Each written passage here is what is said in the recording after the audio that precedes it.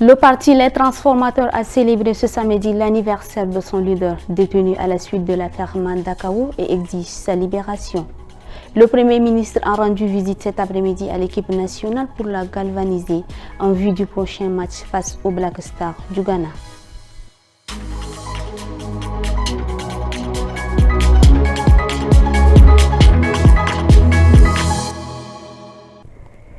Il est 19h45, mesdames et messieurs, bonsoir et bienvenue dans cette édition du 30 août. Le parti Les Transformateurs a organisé ce samedi 30 août un meeting à son siège. Objectif, célébrer l'anniversaire de son leader, Dr Succès Masra, détenu depuis 107 jours après les événements de Manda Kawu. Une commémoration marquée par les déclarations de la présidente par intérim, Claudia Wainati, et la mobilisation des militants. Reportage Mbaïlesem, Emmanuel. En ce jour d'anniversaire, les militants ont exigé la libération de leur président. Après 107 jours derrière les barreaux, le nom de Succès Masra reste au cœur de toutes les prises de parole. Malgré les démissions et les divisions, le parti réaffirme sa détermination à poursuivre la lutte pour la justice et l'égalité. Chères militantes, chers militants, c'est avec humilité et détermination pour cette noble cause que nous portons que je prends la parole ce soir au balcon de l'espoir pour vous permettre l'espérance, pour vous transmettre l'espérance d'un peuple debout pour la justice, mais surtout vous rappeler le courage que nous devons avoir, le courage que nous devons nous transmettre de façon collégiale pour avancer ensemble sans nous laisser distraire. Le meeting s'est achevé sous une fine pluie, dans les chants et les danses. Une manière pour les militants d'afficher leur résilience et leur solidarité. Dans nos provinces, le ministre de la Santé publique et de la Prévention, Dr Abdelmajid Abdelrahim, a réceptionné ce samedi 30 août à Abéché un lot de vaccins contre l'épidémie de choléra. La cérémonie s'est déroulée en présence du secrétaire général de la province du Wadaï et de plusieurs autres autorités locales. Reportage de Brahim Adam Issa depuis Abéché, rendu par Guénaondoum, Cynthia. Ces lots sont destinés aux districts sanitaires les plus touchés. Farchana, le camp de réfugiés de Dougui et Adjeradit. Le chef du bureau UNICEF d'Abéché, Ouedraogo Adaman, et le représentant de l'OMS, Dr Abdoulaye Bousso, ont salué les efforts conjoints du Tchad et de ses partenaires pour contenir l'épidémie et protéger les populations vulnérables. Les autorités ont réaffirmé l'engagement du gouvernement à accompagner activement cette campagne de vaccination. On ne peut réussir sans l'adhésion de la population concernée. Il faut absolument qu'il y ait une adhésion totale de la population. À ce titre, nous demandons encore une fois de plus à la population de sortir massivement et d'accepter de se faire vacciner. C'est grâce à ça que nous allons casser la chaîne de progression, de propagation de la maladie. Depuis la mi-juillet, une épidémie de choléra frappe la province du Wadaï, à l'est du pays. Selon les autorités sanitaires, plus de 900 cas suspects ont été enregistrés et au moins 63 décès recensés. Les zones les plus touchées restent Farchana, Adjeradit et le camp de réfugiés de Dougui. L'actualité en bref de ce jour porte la voix de Rassem Mordim Leila. La police nationale du Tchad a présenté vendredi 29 août au commissariat central numéro 1 de Gardelais 37 présumés malfrats arrêtés lors d'une vaste opération sécuritaire. Repartis en 6 groupes, ils sont accusés de cambriolage, falsification, trafic de drogue, braquage nocturne et vol de mototaxi, parfois sous l'effet des substances dopantes. Le contrôleur général de police Haroun Hachim Derbi a salué la vigilance des forces de sécurité et la coopération des citoyens avant d'annoncer que les suspects seront traduits en justice.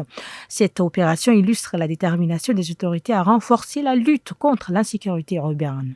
Le ministre de l'Éducation nationale et de la promotion civique, Dr Aboubakar Sidik Chiroma, a présidé à N'Djamena une réunion avec les recteurs et secrétaires généraux d'académie.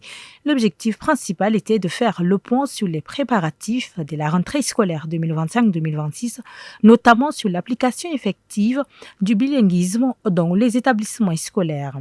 Dans le cadre du renforcement des relations de coopération avec le pays partenaire, la ministre de l'Action sociale, de la Solidarité et des Affaires humanitaires, Mme Zahra Mahamadissa, a reçu en audience Hélène Owen, la nouvelle ambassadrice du Royaume-Uni au Tchad. Les échanges ont porté sur le renforcement des partenariats stratégiques à la situation humanitaire à l'est du pays, la sécurité internationale et les perspectives d'appui au Tchad, notamment en matière d'accès aux services sociaux de base et de soutien aux réfugiés. Abdoulaye Al-Ghali, alias Abdilé, âgé de 33 ans, a été assassiné tôt ce samedi 30 août vers 6 heures du matin dans le quartier Farsha devant le bar Dar es Salaam, dans la commune du 1er arrondissement de N'Djamena. Il a succombé à un coup de couteau reçu au ventre. Selon des témoins, l'auteur présumé a pris la fuite. Les éléments de la gendarmerie ont procédé au constat avant de transférer la dépouille à la morgue. Ce vendredi 29 août, le siège de Knock on Art a vibré aux couleurs et aux émotions du Sahel. L'association a organisé une cérémonie de restitution de l'atelier Sahel. Après plusieurs jours de formation dirigée par l'artiste peintre international Corentin Faye, de jeunes talents tchadiens et sahéliens ont découvert de nouvelles techniques expérimentées et surtout partagé une aventure humaine et culturelle. Reportage signé Ataranaï Dongarti.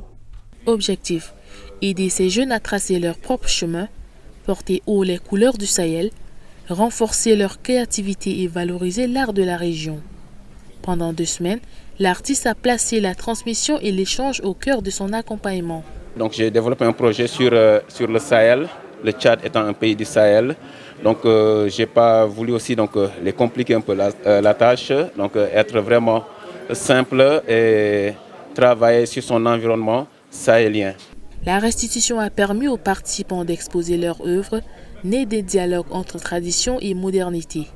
Oui, je le trouve bénéfique parce que depuis longtemps, on essaye de faire la peinture au quartier, on ne connaissait pas ce genre de choses. La technique du couteau, parce qu'avant on n'y travaillait pas trop avec ça. J'ai déjà peint un tableau avec le couteau, mais comme il n'y avait pas un professionnel, je l'ai fait moi-même. Aujourd'hui, cet artiste nous a permis d'entreprendre une nouvelle technique qui est appelée la technique de coulage. C'est une technique qui nous a facilité de produire aussi nos tableaux et s'exprimer librement. Au-delà d'un atelier, Knock on Art a créé un véritable pont entre générations, une dynamique de partage, de créativité et de mise en valeur du patrimoine culturel sahélien. Le Premier ministre Alamaï Halina s'est rendu cet après-midi au stade olympique Maréchal Idriss Déby Itno de Mandjafa dans le 7e arrondissement de N'Djamena. Une visite qui intervient à quelques jours des éliminatoires de la Coupe du Monde 2026 prévue le 4 septembre. Reportage Aimé Dolinassou. Assis sur le banc de touche, aux côtés du ministre des Sports, Alamaï Halina suit attentivement l'entraînement des Sao, une équipe nationale entièrement composée des joueurs évoluant à l'étranger. Objectif, juger l'état physique des hommes avant le choc face aux Black Stars du Ghana. Le match contre le Ghana. Si le Ghana a remporté le match aller, c'est parce que c'était sur son propre terrain. Maintenant, vous êtes sur votre propre terrain et vous allez inaugurer le stade Maréchal Idriss Déby Itno avec la victoire contre le Ghana. C'est un match d'inauguration en quelque sorte. Et Sao, vous n'avez pas le droit à l'erreur. Sao, vous devrez remporter ce match. Et j'en appelle à la population de N'Djamena de sortir massivement pour venir applaudir les Sao dans ce match qu'il va livrer contre le Ghana. À la manœuvre, le nouvel entraîneur Raoul Savoy. Sa mission, redonner confiance à la sélection et tenter de décrocher une victoire historique le 4 septembre prochain. Au bas de ce journal, la dépouille de Mbaïlelem Diantule William, plus connu sous le nom de Willy Wildona, décédé le 25 août dernier, a été déposée ce matin au stade de Paris-Congo à N'Djamena. Proches, amis et artistes se sont rassemblés pour lui rendre un dernier hommage avant les cérémonies d'obsèques organisées à la maison familiale dans le 7e arrondissement. Reportage Mbaïlesem Emmanuel et Solmengar Maxime.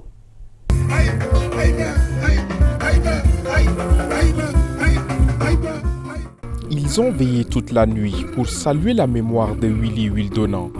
Sa dépouille a ensuite été conduite au centre du stade où se sont poursuivis les hommages.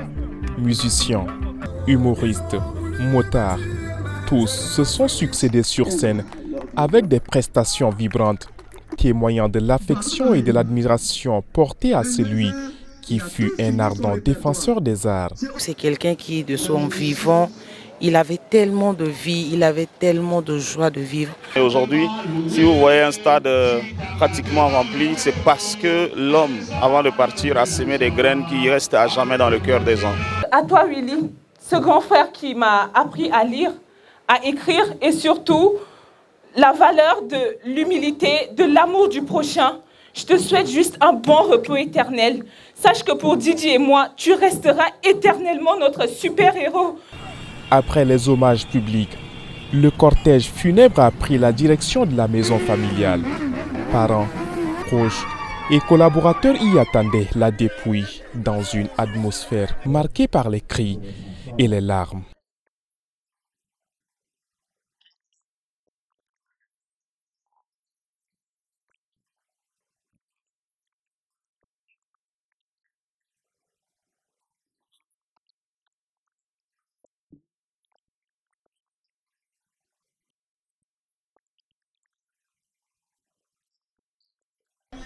Né en 1994 à N'Djamena, Willy Wildonan était titulaire d'un diplôme en économie et finance, option impôt, obtenu à l'École nationale d'administration de Lomé. Depuis janvier 2024, il occupait le poste de directeur de cabinet du directeur général adjoint des douanes et des droits indirects. Il laisse derrière lui une épouse et 2 enfants. Ainsi prend fin cette édition. Merci à vous de nous avoir suivis. Merci à toute l'équipe de la rédaction. Bonne suite de programme sur le Chat Info.